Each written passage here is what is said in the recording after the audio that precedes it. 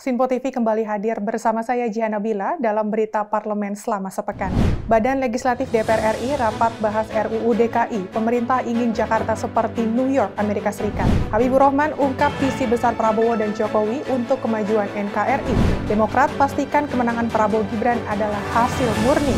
Pemerintah akan izinkan TNI Polri isi jabatan ASN. Berikut berita parlemen selengkapnya.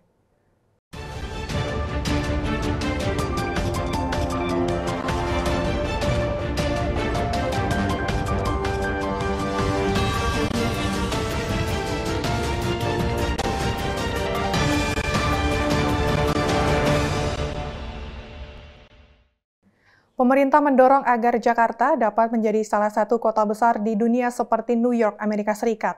Hal itu disampaikan Menteri Dalam Negeri Tito Karnavian saat menyampaikan pandangan mengenai kelanjutan RUU Daerah Khusus Jakarta bersama DPR RI. Menteri Dalam Negeri Tito Karnavian menyampaikan pandangan dari pemerintah atas rancangan Undang-Undang Usul Inisiatif DPR mengenai Daerah Khusus Jakarta. Tito mengatakan pemerintah menyetujui RUU tersebut untuk dilakukan pembahasan lebih lanjut di DPR.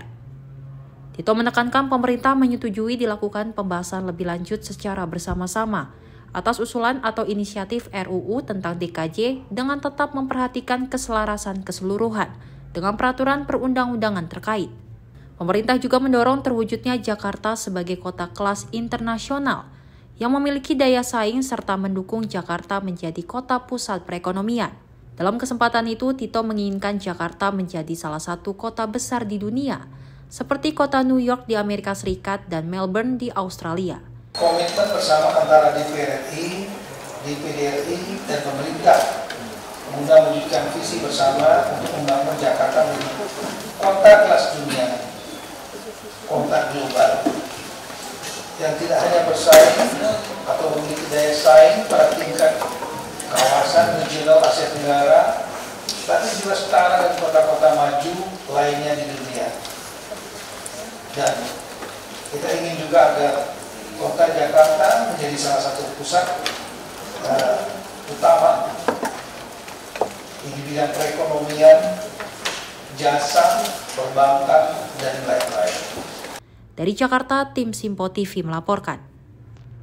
Pemerintah menyatakan sikap terkait pemilihan Gubernur Daerah Khusus Jakarta agar tetap dipilih masyarakat dan bukan ditunjuk oleh Presiden. Penegasan ini disampaikan untuk memperjelas draft yang sudah dikirim kepada DPR RI. Badan Legislasi DPR RI melakukan pembahasan lanjutan terhadap rancangan Undang-Undang Daerah Khusus Jakarta bersama DPD dan pemerintah usai rancangan undang-undang tersebut disetujui menjadi usul inisiatif DPR saat rapat paripurna pembukaan beberapa waktu lalu. Pemerintah yang diwakilkan Mendagri Tito Karnavian menjelaskan beberapa poin yang ada dalam daftar inventarisasi masalah rancangan Undang-Undang DKJ. Dalam raker ini, pemerintah sekaligus memberikan draft DIM kepada Badan Legislasi DPR untuk menjadi pertimbangan DPR dalam membuat keputusan. Salah satunya terkait dengan polemik pemilihan Gubernur DKJ dalam DIM milik pemerintah. Tito menegaskan draft milik pemerintah tertulis bahwa Gubernur DKJ dipilih langsung oleh masyarakat. Yang pertama mengenai masalah isu yang paling krusial yang juga kami kira jadi polemik di publik, dan kami sudah pernah menjawab, tapi forum yang sangat penting untuk menjawab secara formal, yaitu tentang isu pemilihan gubernur dan wakil gubernur di daerah Jakarta. Sikap pemerintah tegas, tetap pada posisi dipilih atau tidak berubah sesuai dengan yang sudah dilaksanakan saat ini.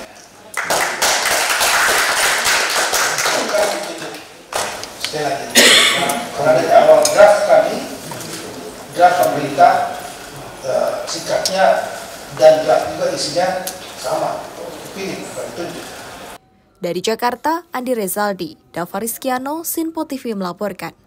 Wakil Ketua Badan Legislasi atau Balek DPR RI Ahmad Baidowi menyebut sistem aglomerasi di daerah Jakarta yang diusulkan dalam rancangan Undang-Undang Daerah Khusus Jakarta tidak akan mungkin dipimpin oleh seorang gubernur atau setingkat menteri. Hal tersebut disampaikan Wakil Ketua Badan Legislasi Ahmad Baidowi usai memimpin rapat panitia kerja Undang-Undang Daerah Khusus Jakarta di Kompleks Parlemen Senayan, Jakarta. Wakil Ketua Badan Legislasi DPR RI Ahmad Baidowi menyebut sistem aglomerasi di daerah Jakarta yang diusulkan dalam rancangan Undang-Undang Daerah Khusus Jakarta tidak akan mungkin dipimpin oleh seorang gubernur atau setingkat menteri. Menurutnya, penataan kawasan aglomerasi dipimpin oleh seorang wakil presiden karena dapat membawahi dan mengkoordinasikan semua bidang, mulai dari infrastruktur transportasi, kependudukan, hingga tata ruang. Lebih luas, Baidowi menyampaikan wilayah-wilayah yang diusulkan untuk masuk ke kawasan aglomerasi, diantaranya Bogor, Depok, Tangerang, Bekasi, Puncak, hingga Cianjur. Tidak hanya itu, wilayah-wilayah yang akan masuk ke kawasan aglomerasi ini akan diputuskan oleh pemerintah. Sementara itu, DPR melalui Badan Legislasi hanya menyiapkan wadah terkait sistem aglomerasi melalui rancangan undang-undang tersebut. Nah, aglomerasi itu bukan sebuah kota sendiri, tetapi lebih konsep menyatukan perencanaan, penataan kota, penataan tata ruang, pengendalian jumlah penduduk, penataan transportasi, dan problem-problem klasik lainnya di Jakarta. Maka dibikinlah kawasan aglomerasi, yang mana nanti rencananya kawasan aglomerasi itu dipimpin oleh seorang wakil presiden. Kenapa wakil presiden? Karena kawasan aglomerasi kalau dari rumusan awalnya untuk mengkoordinasikan semua bidang baik infrastruktur, transportasi, kependudukan, tata ruang, dan semacam itu kan nggak mungkin kalau gubernur, dan nggak mungkin juga kalau menteri. Tapi kalau wakil presiden itu bisa membawahi semuanya. Itu konsep dasarnya. Terus kemudian, kenapa Jakarta tidak menjadi pusat kawasan aglomerasi? Karena dikhawatirkan ketika Jakarta menjadi definisikan, ini soal definisi, soal nanti ditanggapi bahwa kawasan aglomerasi itu mereduksi Bodetabek punjur. Tidak. Bodetabek tetap menjadi daerah otonomi tersendiri yang diatur oleh undang-undang tersendiri. Kemudian tadi ada usulan, mana aja kawasan aglomerasi itu? Berdasarkan peraturan pemerintah, kawasan aglomerasi itu Bodetabek punjur, Bogor, Depok, Tangerang, Bekasi, Puncak, dan Cianjur. Ada usulan tadi.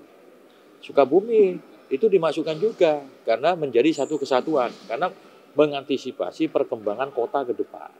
Dari Jakarta, Farizal Ahmad Amin, Sinpo TV melaporkan.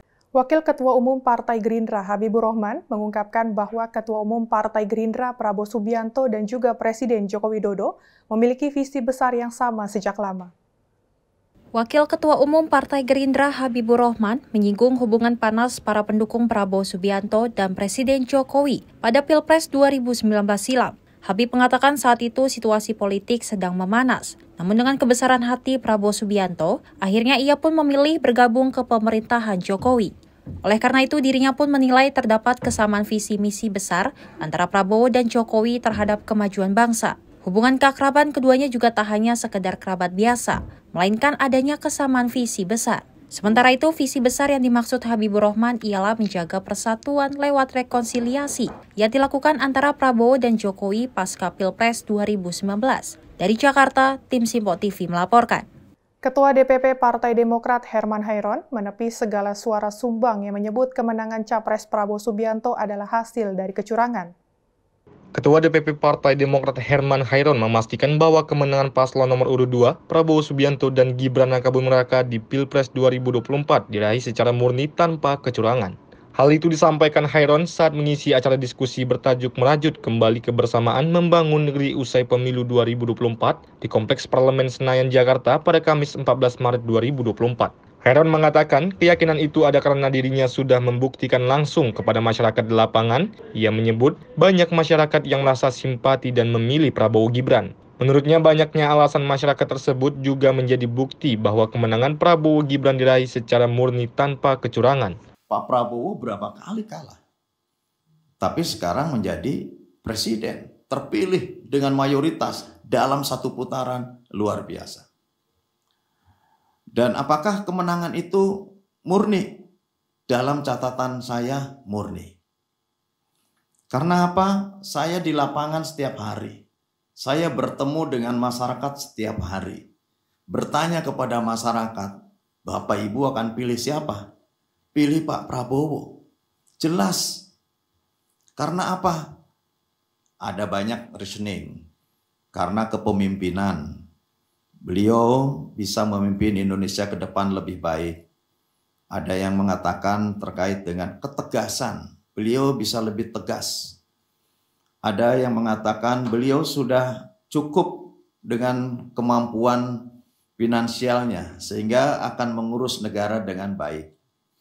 Ada yang mengatakan bahwa Pak Prabowo punya keseriusan meski sudah berkali-kali kalah tetapi dengan gigih tetap mencalonkan dan hari ini terbukti menang. Dari Jakarta, tim Sinpo TV melaporkan. Kembali dalam Warta Parlemen pemirsa, anggota DPR fraksi Partai Demokrat Herman Hairon menyebut bahwa pelaksanaan pemilu sangat diperbolehkan untuk dikritisi, namun harus sesuai fakta dan juga bukan bersifat fitnah. Hal tersebut disampaikan Herman saat diskusi dialektika demokrasi dengan tema bertajuk merajut kembali kebersamaan membangun negeri usai pemilu 2024 di Kompleks Parlemen Senayan, Jakarta pada 14 Maret 2024. Anggota DPR fraksi Demokrat Herman Hairon mengatakan, kritik dan koreksi sah untuk dilakukan dan hal yang wajar. Menurutnya kritikan adalah salah satu cara untuk mensejahterakan dan mencerdaskan kehidupan bangsa. Lebih luas, ia menuturkan bahwa suara rakyat adalah suara Tuhan dalam sistem berdemokrasi dan suara rakyat yang sudah dicurahkan dalam pemilu justru terdelegitimasi oleh opini yang menyebabkan tujuan pemilu tidak tercapai. Meski demikian, ia tak menampik bahwa tidak ada sistem yang sempurna, namun proses pemilu tetap harus mengalami perbaikan. Kemudian membangun friksi, justru saat ini adalah temanya bagaimana kita membangun bangsa dan negara ke depan agar lebih baik lagi. Bagaimana membangun bangsa Indonesia melanjutkan terhadap hasil-hasil pembangunan sebelumnya dan kemudian mengakselerasi terhadap pembangunan yang baru dalam rangka menuju Indonesia yang lebih makmur, masyarakat yang lebih adil dan sentosa. Oleh karenanya, tujuan besar kita berbangsa dan bernegara adalah mengawal cita-cita kemerdekaan. Cita-cita kemerdekaan adalah mewujudkan masyarakat yang adil, makmur, dan sentosa. Cita-cita kemerdekaan adalah mensejahterakan kehidupan masyarakat umum, mencerdaskan kehidupan bangsa, dan tentu pada akhirnya kita ikut melaksanakan ketertiban dunia. Ini yang harus kita kawal. Oleh karenanya, sejatinya bahwa kalau pemilu sudah selesai, tentu dengan berbagai koreksinya wajar dan sah-sah saja. Mengkoreksi itu adalah sah-sah saja. Mengkritik itu adalah sah-sah saja. Tidak ada hal yang tidak boleh. Boleh. Yang tidak boleh mengada-ngada, memfitnah. Bahkan kesannya adalah mendegradasi misalkan. Bukanlah selalu kita katakan suara rakyat, suara Tuhan. Jangan sampai kemudian suara rakyat yang sudah dicurahkan di dalam pemilu nanti dianggap atau didelegitimasi oleh opini-opini publik yang kita bangun, oleh wacana yang kita olah gitu ya. Dan pada akhirnya sebetulnya tujuan dari kepemiluannya tidak tercapai. Sayang dan kasihan rakyat yang sudah secara ikhlas datang tanpa diberi apa-apa ke TPS dan mencoblos calon presidennya, calon pemimpinnya. Dari Jakarta, Seli Rizal Ahmad, Sinpo TV melaporkan. Komisi 2 DPR RI akan melakukan pemanggilan ulang Komisi Pemilihan Umum atau KPU untuk melakukan rapat dengar pendapat. Ketua Komisi 2 DPR Ahmad Doli Kurnia menyampaikan pemanggilan ulang akan dilakukan usai KPU melakukan penetapan pemilu pada 20 Maret mendatang. Komisi 2 DPR telah merencanakan pemanggilan kepada Komisi Pemilihan Umum pada tanggal 14 Maret 2024. Namun berbarengan dengan rekapitulasi nasional membuat KPU meminta untuk penjadwalan ulang. Ketua Komisi 2 DPR Ahmad Doli Kurnia menyampaikan bahwa DPR akan melakukan pemanggilan ulang usai KPU melakukan penetapan pemilu pada 20 Maret mendatang. Menurutnya, pada saat itu DPR dapat melakukan evaluasi secara menyeluruh atas kinerja KPU dalam penyelenggaraan pemilihan umum 2024. Berbagai persoalan yang timbul pada saat pemilu seperti masalah Sirekap juga menjadi pembahasan dalam evaluasi kinerja pada saat rapat dengar pendapat mendatang. Memang kami sudah punya rencana di masa sidang ini, ya harus ada pertemuan untuk mengevaluasi secara seluruhan. Ya, makanya kita mau nunggu sampai tanggal 20. Jadi setelah tanggal 20 itu bagus juga, karena kita sudah nanti melihat prosesnya cukup lengkap. Ya, kalau sekarang ini kan prosesnya belum lengkap. Nah, termasuk soal yang rame-rame, soal Sirekap, terus kemudian ada soal PSU di mana di luar negeri, ada kejadian misalnya rusuh-rusuh di dalam rekapitulasi provinsi maupun kabupaten kota. Overall semuanya kita akan evaluasi, kita kaji, dan kita mendengarkan laporan dari masing-masing KPU, Bawaslu maupun DKPP.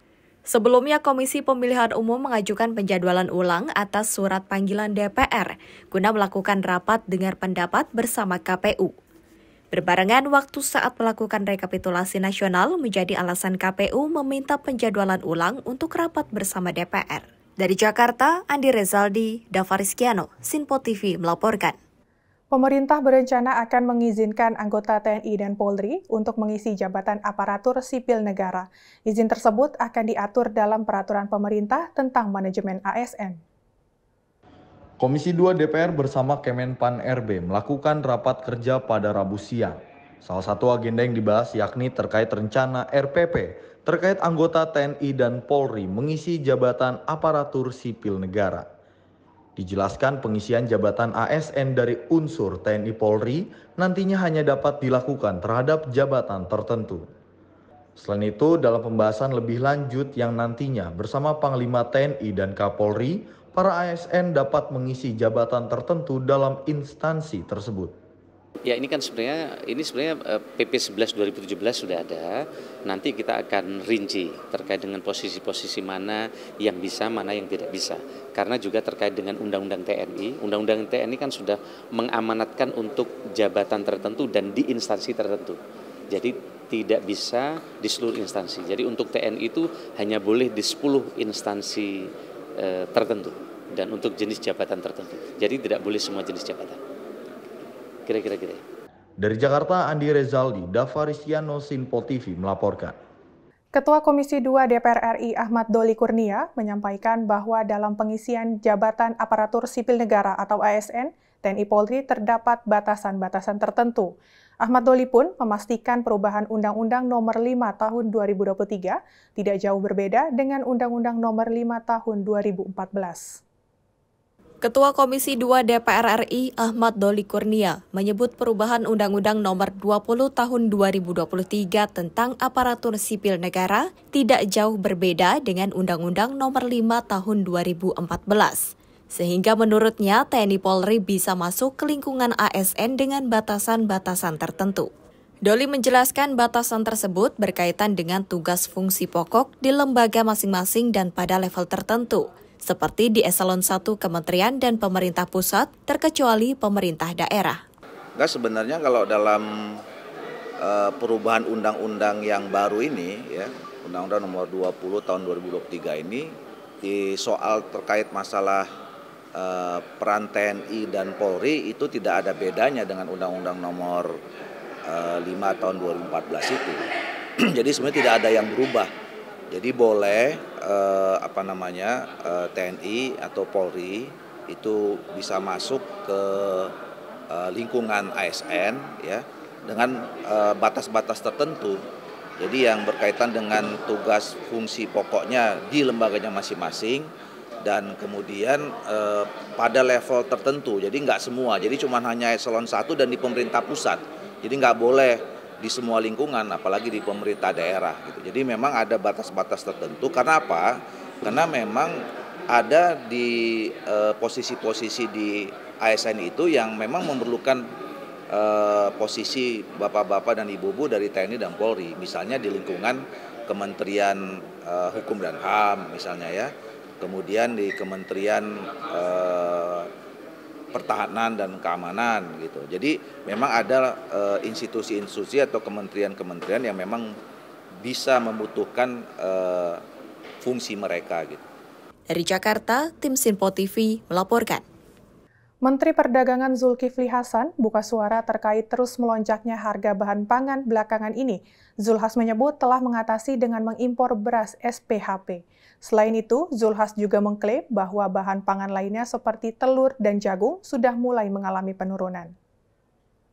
Komisi 6 DPR melakukan rapat kerja membahas persediaan dan harga pangan serta langkah untuk mengatasinya pada Kamis siang. Rapat ini turut mengundang Menteri Perdagangan, Direksi PT Perkebunan Nusantara 3, Perum Bulog, dan Direksi PT Raja Wali Nusantara Indonesia. Menteri Perdagangan Zulkifli Hasan menyebutkan kelangkaan bahan pangan menyebabkan harga pangan yang semakin melonjak. Kelangkaan ini disinyalir akibat dari cuaca ekstrim. Langkahnya untuk mengimpor beras SPHP diklaim sebagai langkah untuk membanjiri pasar dengan beras Bulog tersebut. Selain itu, Zulhas menjelaskan beberapa komoditas pangan lainnya terpantau turun. Secara ringkas, kenaikan harga telur, harga ayam, dan beras akibat El Nino, musim kemarau yang panjang, sehingga musim tanamnya bergeser. Jadi harusnya kita Januari, Februari sudah panen raya. Ini panen rayanya mundur kira-kira, sekarang sudah tapi belum panen raya, kemungkinan April dan Mei. Jadi panen rayanya April. Nah, akibat musim tanam yang bergeser itu, maka beras lokal ya kurang. Nah, akibatnya pemerintah itu melakukan langkah-langkah cepat, kita impor beras besar, Pak. Tahun lalu 3,6. Ya, izinnya terlaksana hampir 3 juta. Jadi berasnya banyak. Tahun ini kita sudah sepakat juga hampir 3 juta. Gitu. Oleh karena itu pasar dibanjiri oleh Bulog beras SPHP dan beras medium yang harganya dijamin pemerintah. SPHP itu harganya 11.000 lebih kurang sedikit per kilo. Ada terus, Pak. Beras medium harganya 14.000. Jagung karena produksinya mundur, tanamnya mundur, panennya mundur, kemarin sampai 8.000. Dari Jakarta, Andi Rezaldi, Davarizkiano, Sinpo TV melaporkan. Pemirsa, informasi tadi sekaligus mengakhiri berita parlemen sepekan kali ini. Mewakili kru yang bertugas, saya Jihan Nabila berterima kasih atas kebersamaan Anda. Selamat berakhir pekan dan sampai jumpa.